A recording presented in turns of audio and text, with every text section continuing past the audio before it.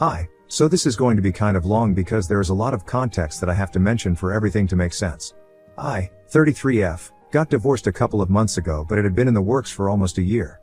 I met my ex-husband James through friends when I was 25, and after dating for 2 years, we decided to move in together and get married. His family was a little conservative and traditional and did not approve of live-in relationships, so we had to get married if we wanted to stay together. And I really liked James, so I didn't see a problem marrying him. My parents were also on board with that decision, and so we got married. Within a year of living together, I found out that I was pregnant and we were overjoyed. It felt like our family was really coming together and everything was kind of falling into place. But unfortunately, when I announced that I was pregnant, my in-laws started pressuring me to quit my job and focus on being a mother. It didn't make it any easier that my job was not very lenient with the maternity leave, and since it hadn't really been a long time that I had been working with them, my maternity leave would be especially short. So at the time, I weighed the pros against the cons and decided to quit my job. It was not a decision that I made alone, everybody had been a part of it. James and his parents kept telling me that it would be the best decision in the long run, and I simply had to do it. James seemed pretty sure of everything and said that he would take care of the family. I didn't have to worry about the money. He would bring enough home, and all that I had to think about was raising our kid. My parents and my older brother also thought that it would be for the best if I quit my job and stayed at home, because that's what my mother had done, and even though she had the choice of going back to work, she chose not to because this was a priority for her. I had a lot of pressure on me from both sides of the family, so I decided to quit when I was in my second trimester. Everything had been going well and I had full faith in my husband that he would never let me down, which is why I left my flourishing career to be a stay-at-home mom. However, soon after my son was born, I realized that there was something strange about the way James had been behaving in the last few months of my pregnancy. I could never quite put my finger on it, but there was something off about his energy and everything. Sure, he seemed happy when our son was born, and I thought things would go back to normal, but instead, it started getting worse. He started being very irritable around me, and any time I would try to talk to him, he would just snap at me. The only time that he seemed happy and content with life was when he was playing with our son, but other than that, it always felt like he was very annoyed to be at home with me. So he would spend long hours at work, and even on the weekends, he would consistently come up with some excuse not to spend time with me. I just couldn't understand what was going wrong, but I kept trying my best to make our marriage work because, unlike him, I loved him and I didn't want to give up on us. This trend continued for about 2 years after my son was born. He would stay at work for way longer than he needed to, and even when he was at home, he wasn't really with me. I couldn't exactly complain about it, because every time I would try to talk to him about it, he would just tell me that he was really tired from work and it was not an easy task for him to be the sole breadwinner for the household. And that was really insulting for me, because it wasn't as though I was not capable of bringing home money for myself, but I had to rely on him because he had promised me that he would make it easy on me. A couple of times, I even asked him if he would prefer for me to go back to work, so then we could split all the expenses and he wouldn't have to take so much pressure, but he said that it was an insult to him and his capabilities. Besides, my in-laws would never approve of it and we would be in for a really hard time with them if I went back to work. So I continued to stay at home and raise my son, which is pretty much the only thing that brought me joy, because James had changed, and he was no longer the man that I had married. It was only about a year ago that I found out that James had actually been having an affair with one of his co-workers. It had been majorly difficult for me to find out about, because honestly, I had been kind of suspicious about it for a long time. I had even snooped through his phone and laptop a couple of times when he was asleep, but I found nothing. I knew all his passwords because he wrote them down on his notepad, but even that didn't help. It almost felt like he had nothing to hide, and I felt like an idiot for even being suspicious of him. I even went through his belongings to look for a burner phone or whatever, but I again found nothing. At one point, I had actually started to believe that maybe I was just being paranoid and insecure, but the universe had my back, and the proof of his cheating was something that I saw for myself. James and I were throwing our son a pretty grand birthday party about a year ago, and he had invited the co-worker. He had been cheating on me.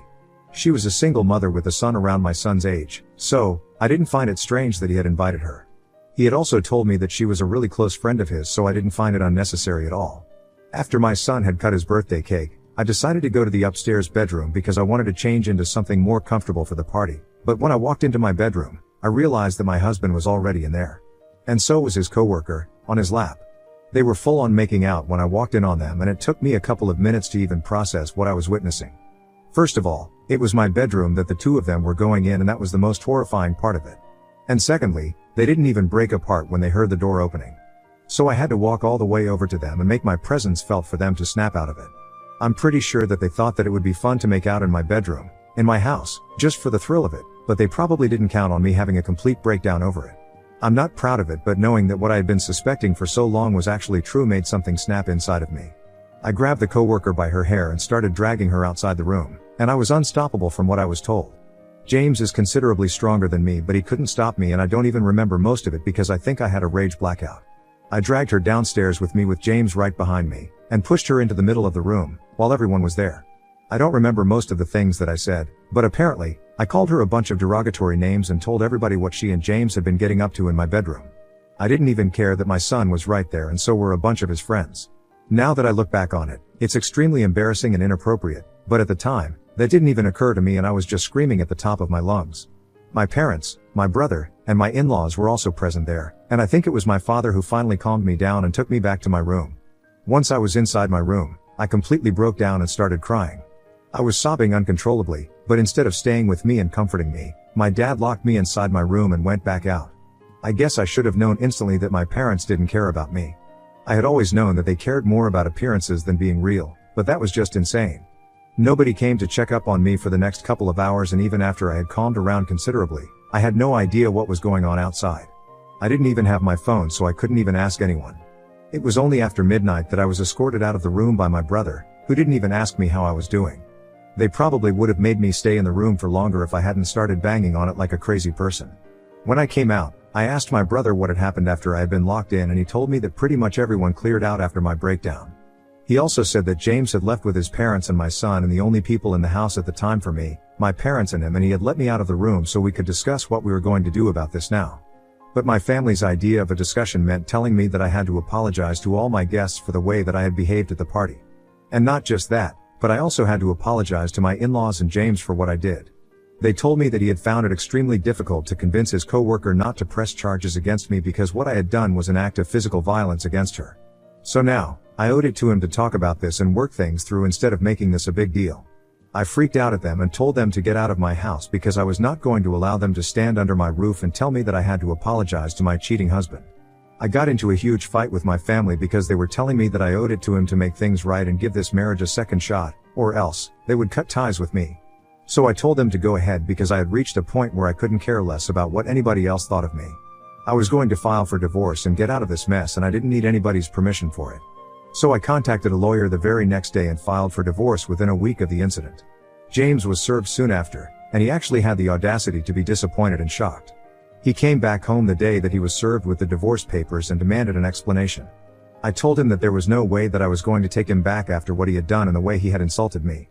We got into a nasty verbal argument where I said a lot of things to him and called him a lot of names, and he ended up promising me that I would never be able to see my son again. But I didn't realize that he would actually ensure that he lived up to his words. Then, the legal battle began. The divorce proceedings were easier and simpler compared to the custody battle since we had very few joint assets to speak of. The house belonged to me and there was no question about it because I had purchased it with my own money. Everything else was going to be sold and the cost would be split between the two of us. We just had to wait for 6 months due to the waiting period in our state, and after that, once we had come to a settlement, the divorce would come through. The only thing that we couldn't agree upon was the alimony that was due because I had to start from scratch since he had forced me to quit my job and I didn't have enough money of my own. He thought that I shouldn't get any alimony at all, but of course, that was not possible since he had told me that he was going to help me and make sure that I never felt the need to work. Thankfully, I had a couple of texts to prove that, or else I might not even have been able to get that alimony. The divorce process was emotionally easier for me to deal with because, in my head, I had already disconnected from James. But the custody battle is what really screwed me up because unfortunately, my parents and my brother decided to stab me in the back for money.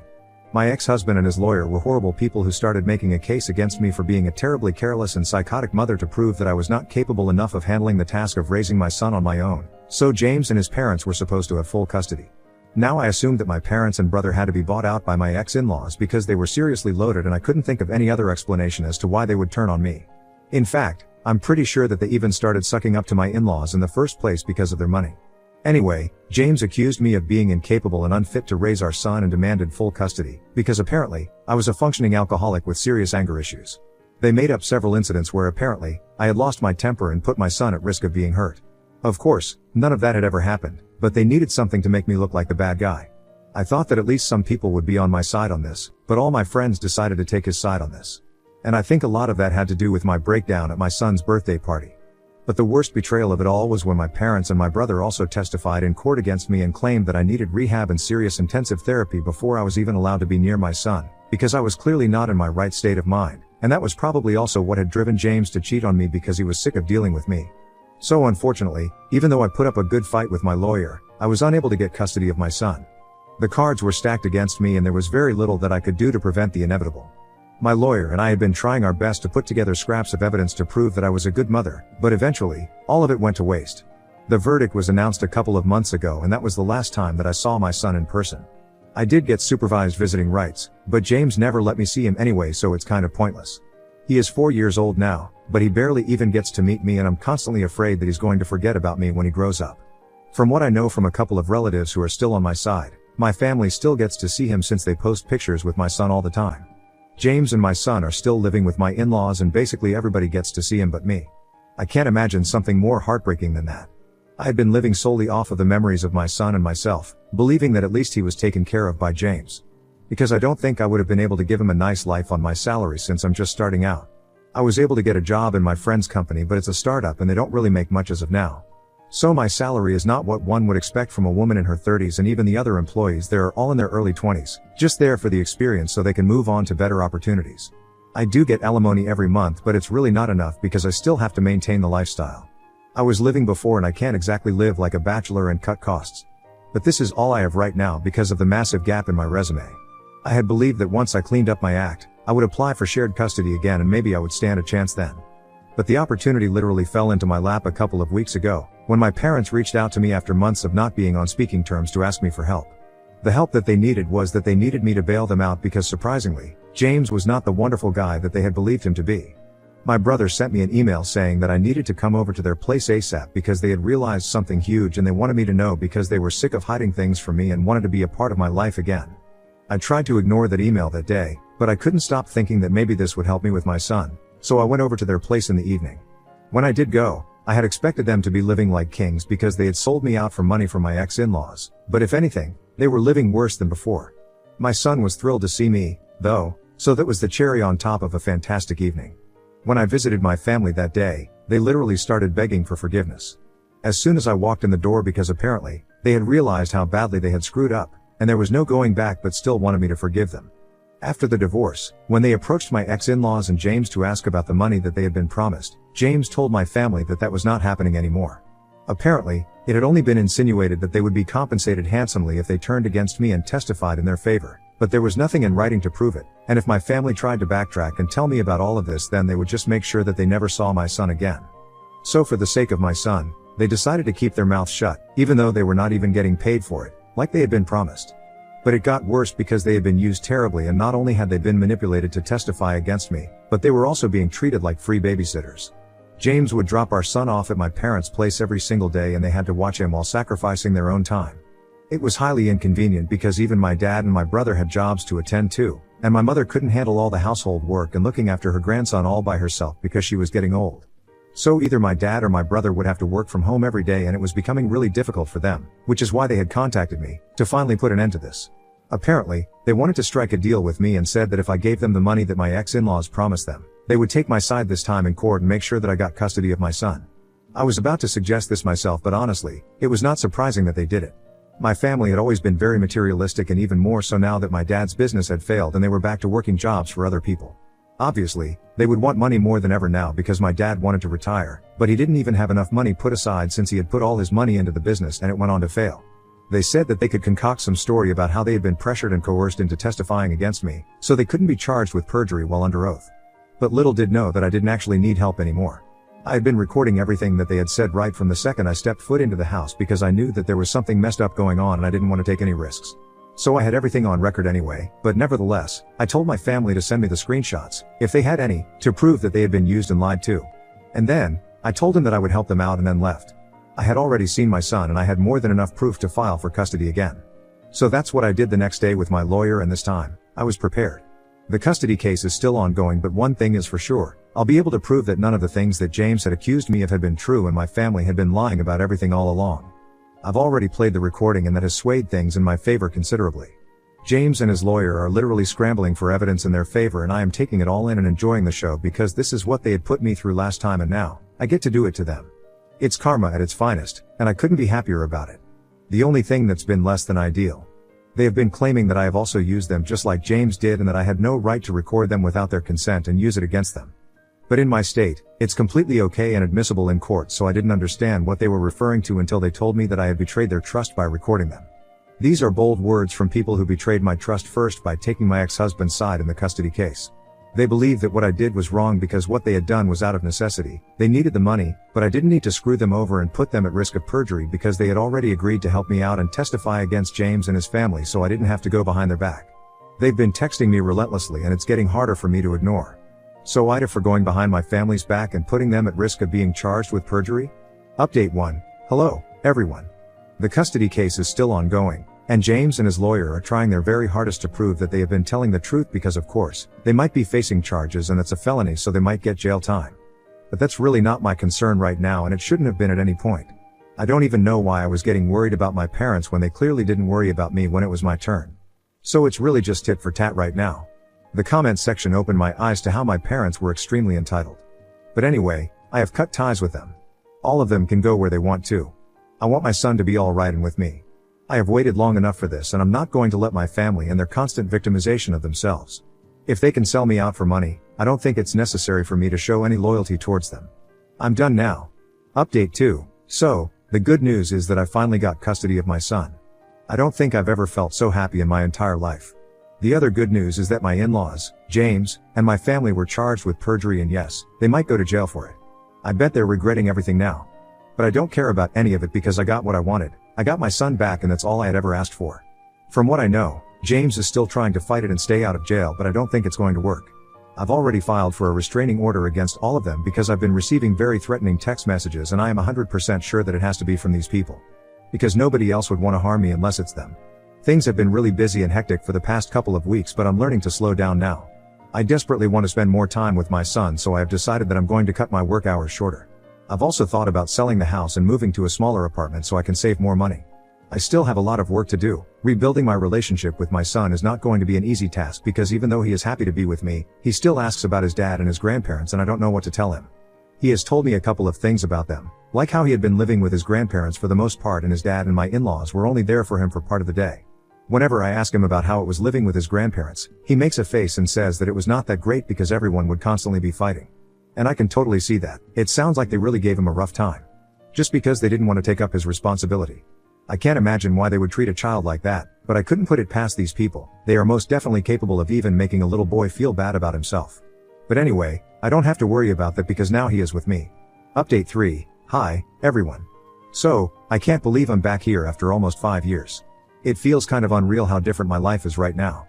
5 years is a really long time and so much has changed, the first being how much older my son is. We have a beautiful relationship right now, and after countless therapy sessions, he and I have finally become the mother and son that we should have been right from the beginning. He's growing up to be a wonderful man, and I'm sure that he will turn out to be nothing like his father because I just know it in my heart. He is 9 years old right now and already a perfect gentleman. I'm raising him on my own and I have full custody because James gave up and moved to Europe after he was out of jail. I can't say that I'm surprised. He went away with his coworker, who he had been cheating on me with, and now, they are married. I guess he just replaced his actual, biological son with the other kid. It's horrifying, but that's the kind of person that he is. As for my parents and my brother, they were out of jail after 6 months for good behavior. We have not kept in touch and they did not try to reach out to me after they were out, which I am grateful for because I don't think I would have had anything to say to them anyway. I don't have any news about my in-laws. I haven't heard about them or from them for years, and it's for the best, I think. I'm living a life now. I have a stable job and a steady income, by God's grace. I'm still working at the company that I started out with my friend's business, and it's doing pretty great. So, life turned out well for me and my son, and it's more than what I could have asked for. I'm truly grateful for everything.